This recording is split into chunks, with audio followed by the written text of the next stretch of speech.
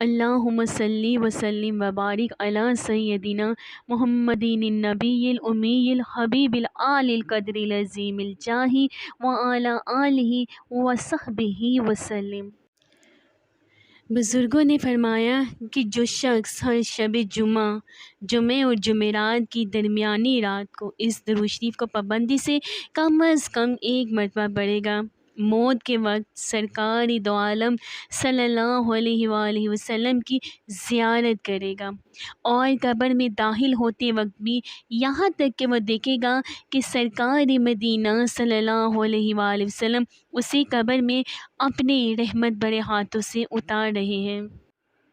اللہم صلی وسلم وبارک علی سیدنا محمدین النبی الامی الحبیب العالی القدر العظیم الجاہ وعلی آلہ وصحبہ وسلم۔